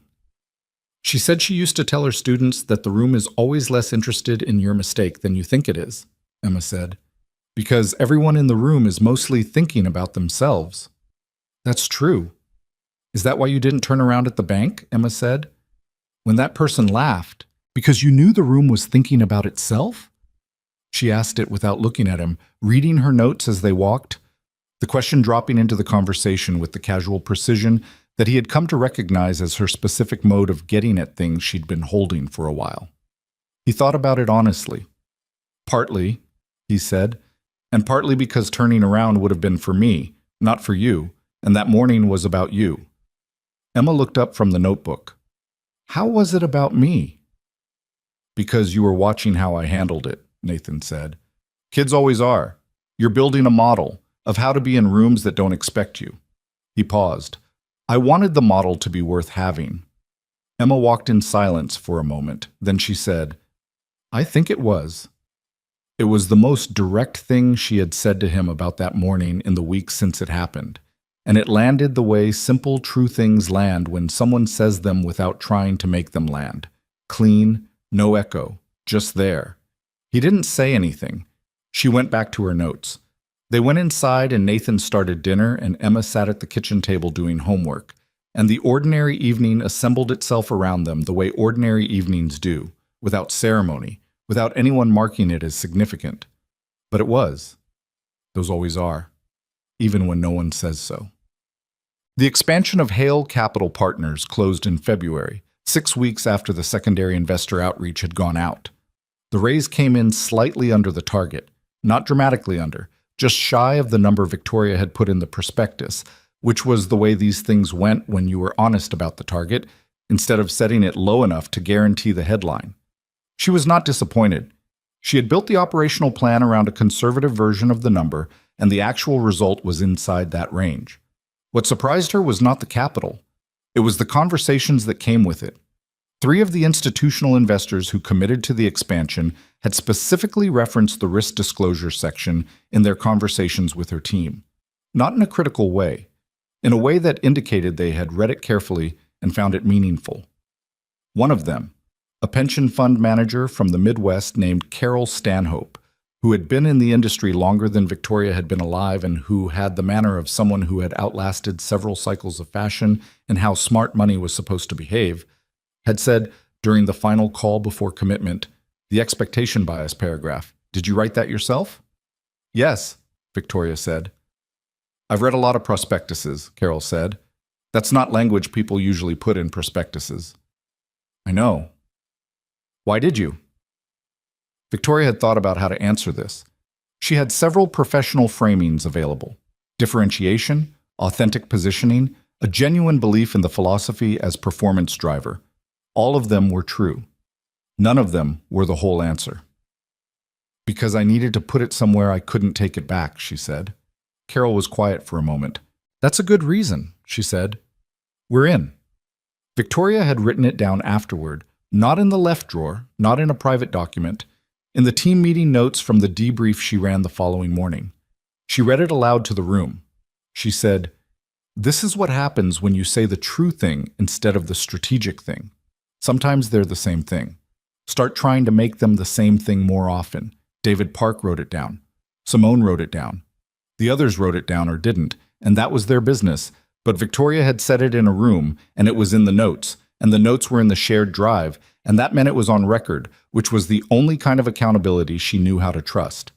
She had not spoken to Nathan Cross directly. The relationship remained what it had always been: a private holding company in her investor list, quarterly statements to a P.O. box, no contact requests.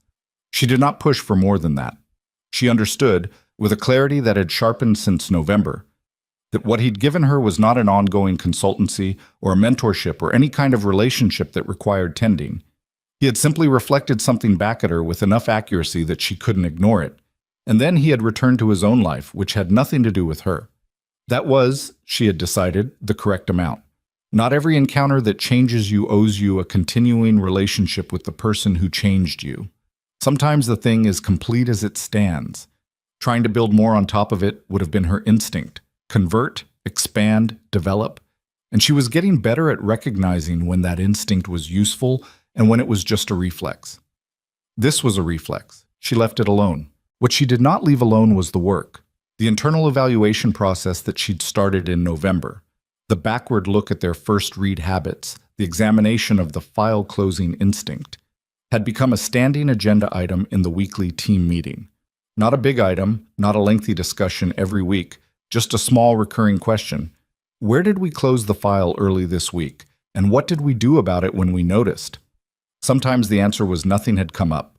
Sometimes it was a small correction that had happened in the room without much drama. Sometimes, less often, but it happened, it was something that had required someone to say, out loud, in front of the rest of the team, that they'd made a quick read that wasn't holding up. Those moments were uncomfortable. Victoria did not try to make them comfortable. She had decided that the discomfort was the point, not the punishing kind, not the kind designed to make people feel bad, but the friction that means you're actually examining something instead of just talking about examining it. Simone, who had been with the firm 8 months when November happened, and who was now approaching her first full year, had become, without anyone designating her this way, the most reliable voice for the question in the room.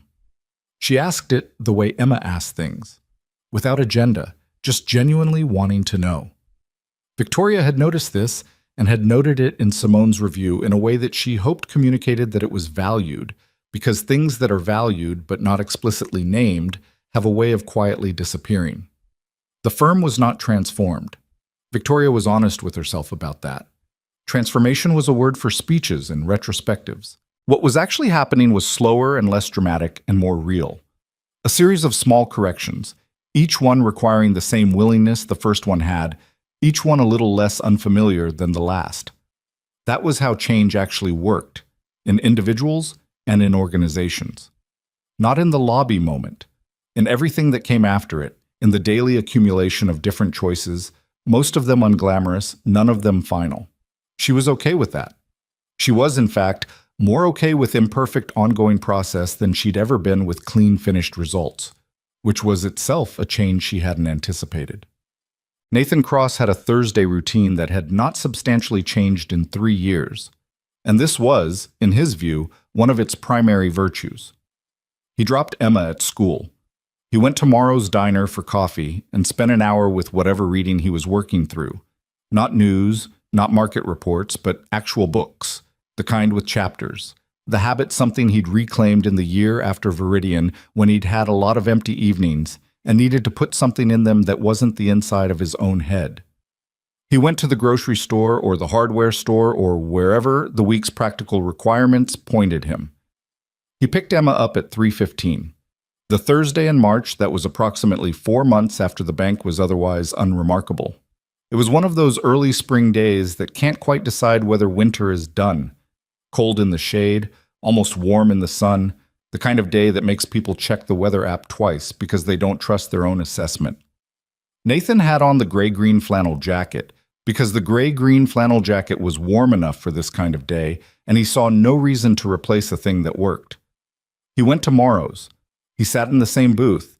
He ordered coffee and eggs and read 60 pages of a biography of a civil engineer who had spent 30 years building bridges in the Pacific Northwest under conditions that should have made the work impossible, which Nathan found genuinely gripping and somewhat instructive, and which Emma had given him for his birthday in January after finding it in a used bookstore 2 blocks from her school and deciding, correctly, that it was exactly the kind of thing he would like. He paid his bill and tipped Cassie, not the bank teller Cassie, a different Cassie, who had been working at Morrow's for 6 years and knew his order and always brought the coffee before he sat down. And he left and walked to the hardware store and bought 2 packages of weather stripping for the back door that had been letting cold air in all winter, a repair he'd been meaning to make since October and was now doing in March, which was the correct pace for a repair that was annoying but not urgent. He was at the checkout counter when his phone rang. Gerald Chu. "You have a minute?" Gerald said. "Sure. I got a communication this morning through Hale Capital Partners' Investor Relations office." Gerald had the slightly careful tone he used when he was reading something and talking at the same time. Not a financial communication. It's flagged as personal correspondence directed to Cartwell Holdings managing principal. "What does it say?" "I haven't opened it. It came sealed, addressed to you. I'm just telling you it came." "All right," Nathan said. "Send it along." He paid for the weather stripping and drove home and found the forwarded email from Gerald's office waiting when he got there. He opened it at the kitchen table with his jacket still on, because the back door that needed weather stripping was letting the cold in, and he was already planning to fix it this afternoon and didn't see the point of taking the jacket off. The message was from Victoria's firm, but it wasn't from Victoria. It was from someone named Simone Ibarra, listed as an analyst at Hale Capital Partners, who identified herself in the first line and then said clearly that she was reaching out on her own initiative and that Victoria Hale did not know she was writing. Nathan read that line twice and then kept going.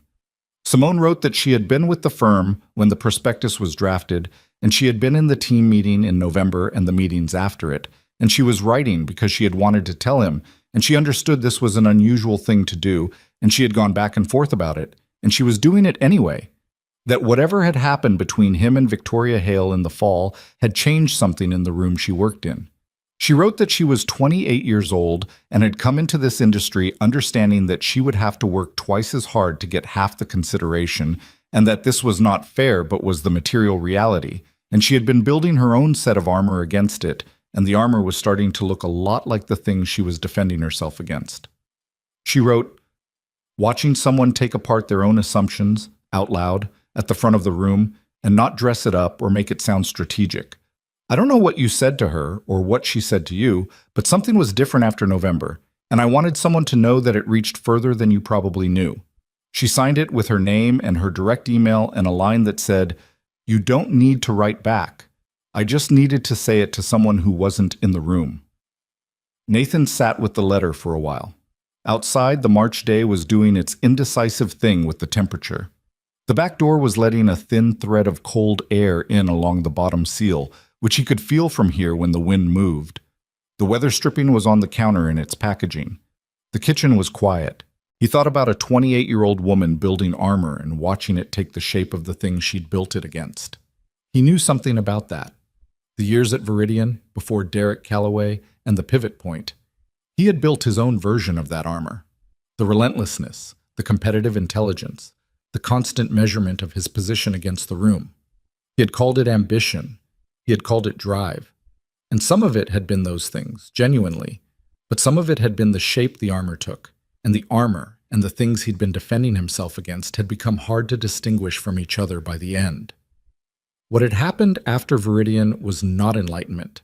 He was not going to let himself describe it that way because the word flattened it into something that sounded chosen and clean, and it had been neither. It had been a long, badly lit period of figuring out what he actually wanted to be now that the structure he'd organized himself around was gone. Emma had been too. He'd had more money than he needed and less sense of purpose than he could sustain. He had made a lot of small decisions in that period, each of them provisional, each of them slightly more himself than the last one, until eventually the accumulation of small decisions had added up to something that felt like a life rather than a holding pattern. He was still making those decisions. They didn't stop. You didn't arrive somewhere and sign a form and receive a certificate of completion. You just kept choosing, every day, what to spend yourself on and what to let go. He wrote back to Simone Ibarra. He kept it short. He said he appreciated her writing and he meant it, and that what she'd described, the armor starting to look like the thing, was one of the clearest descriptions he'd heard of a particular kind of slow erosion that happened to people in competitive environments, and that the fact that she'd noticed it in herself at 28 was not nothing. He said, "The noticing is the hard part. The rest of it is just the long work of acting on what you noticed." He paused, and then he wrote one more thing. He wrote, "The room you're describing, where someone takes apart their assumptions out loud at the front, that's a room worth staying in. Not because it's comfortable, but because rooms like that are rarer than people think, and the people inside them tend to become better versions of themselves over time. You're already asking the right questions. Keep asking them." He sent it before he could edit it into something more careful. Then he put the phone down and picked up the weather stripping and went to fix the back door. The repair took 20 minutes. It was the kind of task where the satisfaction was immediate and proportional. You could feel the difference the moment you ran your hand along the bottom seal and the cold thread of air was simply gone. He stood up and tested the door twice, and it was right. He put the tools away and washed his hands and looked at the clock. 40 minutes until Emma's school let out. He made a second cup of coffee and sat at the kitchen table and didn't do anything in particular for a while, which was something he had learned, late, imperfectly, with more resistance than he wanted to admit, was its own form of productive. Sitting still without filling the space, letting the day have a moment that wasn't organized around output. He thought about Simone Ibarra in her office somewhere in the city, 28 years old, watching the front of a room and taking notes. He thought about Victoria Hale running a meeting about the first things people noticed, trying to build a practice out of a single difficult morning. He thought about Douglas Pratt at his desk in the branch, doing the work of banking the way it was supposed to be done when someone bothered to do it that way. He thought about Cassie the teller, who had said Mr. without being prompted and counted out the bills with a care she hadn't started the morning with. He thought about Emma, who had looked back at Victoria Hale in the lobby with the flat, clear gaze of someone who hadn't yet learned to be diplomatic about what she saw. Here is what Nathan Cross understood, sitting at his kitchen table in March with a fixed back door and 40 minutes before pickup, that he had not fully understood in the years when he was building Viridian and measuring himself against every room he walked into. The version of a person that other people dismiss is not always the version that needs correcting. Sometimes it's the version that has already made the corrections, that has already done the internal work, already looked at itself with honesty, already decided what matters and at what scale. And the dismissal is simply a failure of other people's attention. That failure is real, and it lands, and it costs something even in people who are good at carrying it. He wasn't going to pretend otherwise. But what it doesn't do, what it cannot do, if you don't allow it, is tell you who you are. Other people's readings of you are just information. They're data points, often useful, sometimes accurate, occasionally important. They are not the final authority. The final authority is the accumulation of your own choices, made in private, made in public, made in bank lobbies and kitchen tables and back doorways where the cold was coming in and you finally went and fixed it. He had made a lot of choices in the past 4 years. Some of them were good. Some of them were wrong, and he'd had to back up and try again. He had not, at any point, been the person the lobby of Meridian First had decided he was in the first 3 seconds. Not the struggling man they'd assumed, and not the quietly powerful figure the branch manager had revealed, and not the cautionary tale, or the lesson, or the narrative device. He was just Nathan Cross, a man with a truck and a fixed door, and a kid who interviewed neighbors for school projects and a Thursday morning routine that he had no intention of changing. He picked up Emma at 3:15. She came out of the school in a cluster of other kids and peeled off from the cluster the way she always did. Not in a hurry, not dawdling, just transitioning at her own pace, and got in the truck and put her backpack between her feet and said, "Mrs. Tanner liked my interview notes." "Yeah?" "She said I asked good questions." Emma buckled her seatbelt. "I told her I learned it from you." Nathan pulled away from the curb. "I didn't teach you to ask good questions. You taught me to wait for the real answer instead of stopping at the first one," Emma said. "That's the same thing." He drove. The afternoon was doing the thing it had been doing all day, unable to commit to a temperature, the light flat and provisional. The city moved around them in its ordinary way. "Can we go by the duck pond?" Emma said. "It's cold." "I know." She looked out the window.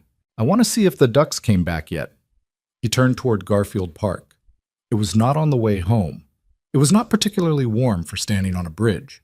The ducks might or might not have returned from wherever ducks went in winter, and there was dinner to make and homework to check and the general ongoing assembly of an evening. None of that was a reason not to go. He drove to the park, and they walked to the bridge and stood at the railing and looked at the water, which was still and dark, and after a moment showed them 2 ducks near the far bank. Not the full population of the pond, but 2 paddling slowly near the reeds in the way of creatures that have been somewhere and come back and are reacquainting themselves with a familiar place. Emma watched them for a while without saying anything. Then she said, "They came back." "They did. Do you think they remember it here?" "Probably," Nathan said. "Things remember the places they came from." Emma leaned on the railing. The wind came off the water and moved her hair. She didn't pull her collar up. "Dad," she said, "do you miss Viridian?" He had never said that name in front of her. He was fairly certain.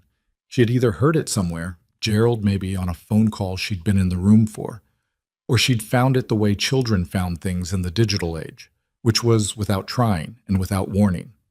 He thought about the question with the seriousness it deserved, because she had asked it seriously. "Sometimes," he said. "The early part, when it was just the idea and the people who believed in it. That part I miss. But not the rest. The rest costs things I don't want to pay again." Emma looked at the ducks. "What did it cost?" "Time," Nathan said. "Attention. The habit of being in a room without really being in it." He paused. "I was very good at knowing where I stood in every room I was in. I was not as good at knowing who was in the room with me." Emma considered this for a long moment. The two ducks had drifted closer to the bridge, apparently deciding that the two humans at the railing were potential sources of bread, which was an optimistic but not unreasonable calculation. "You're better at it now," Emma said. Not a question. "I'm better at it now," he agreed. She straightened up from the railing and turned to face him, and in the flat March light she looked like herself, wholly, simply, exactly herself. The 7 years of her accumulated into the person standing there, with her mother's way of going still before she said something that mattered. "I think the bank morning was good," she said. "Not the laughing part, but the rest. I think it was good for them." "Maybe," Nathan said. "Mrs. Garland said something," Emma said, "when I was interviewing her. She said the most important thing she ever learned in 31 years of teaching was that you can't make people see something. You can only make it visible, and then it's up to them." Nathan looked at his daughter. "She said the teachers who burned out were the ones who thought it was their job to make students understand," Emma continued.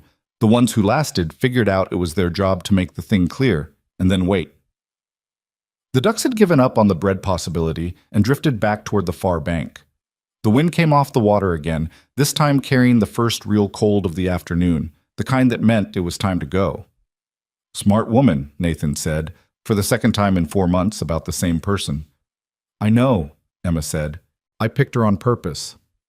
They walked back across the park and got in the truck, and Nathan drove home through the late afternoon city, through the streets he knew, past the diner and the hardware store, and the corner where Cartwell Holdings law firm kept an office that most people passed without noticing, through the neighborhood where nobody asked what you did and the houses sat close together, and the ordinary lives inside them ran their ordinary courses.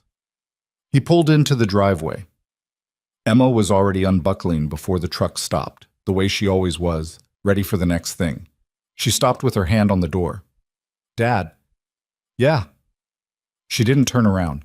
She was looking at the house, at the front door with the porch light already on, because the timer clicked it on at 4 o'clock now that the days were short. "I'm glad we went to the bank that day," she said. "Even though it was weird." "Me too," Nathan said. She got out. He sat for a moment in the truck in the driveway with the engine idling and the porch light on in the early dark of a March afternoon, and he thought about what it meant to make something visible and then wait. He thought about a woman in a 14th floor office running a meeting about first reads. He thought about a 28-year-old noticing the shape of her own armor. He thought about two ducks on dark water, back from wherever they'd been, moving slowly through a familiar place. He turned the engine off. The porch light held the small square of concrete at the front door in a circle of yellow. Inside, he could hear Emma already. The particular sound of her dropping her backpack and opening the refrigerator to see what was there, even though she knew exactly what was there. Because checking was its own kind of ritual, its own small claiming of the space. He got out of the truck and went inside, and the door closed behind him, and the house was warm. That was enough. More than enough. That was, in fact, everything.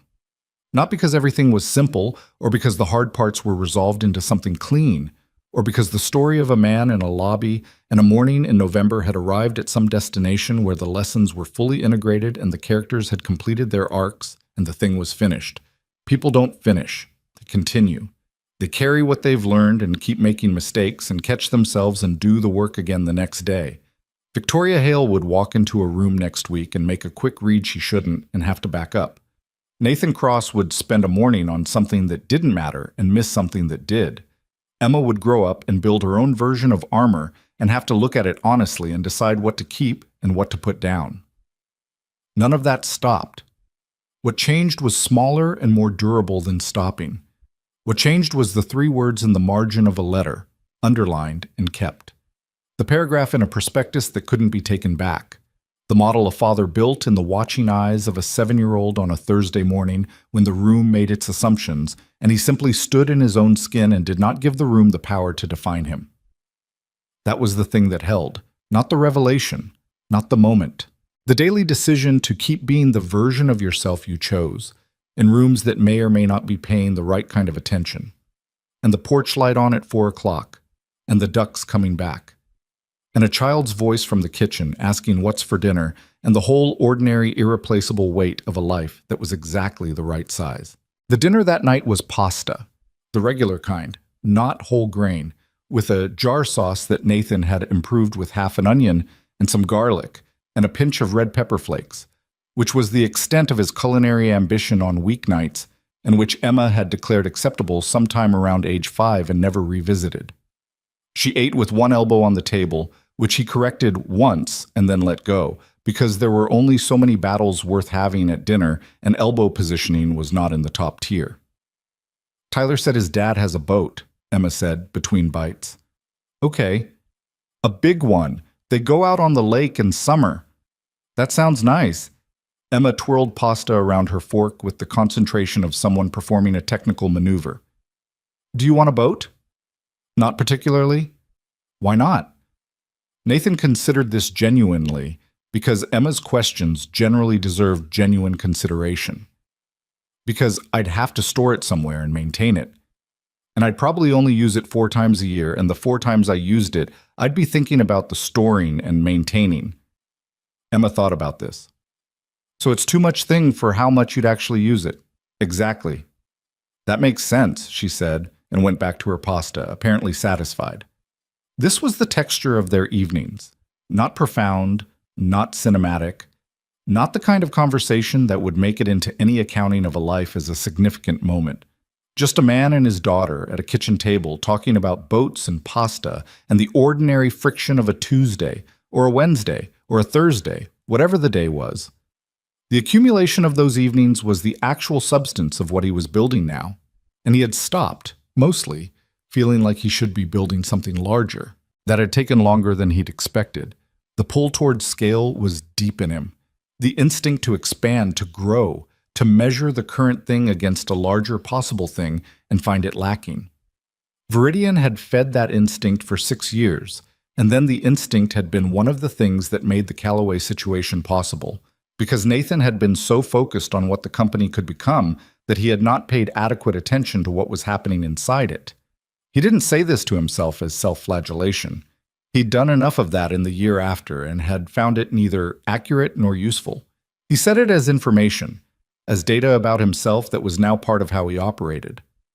Emma finished her pasta and carried her bowl to the sink and rinsed it without being asked, which had taken approximately 8 months of gentle repetition to establish as a habit, and which now happened automatically, which was what habits were supposed to do and rarely did on any reasonable timeline.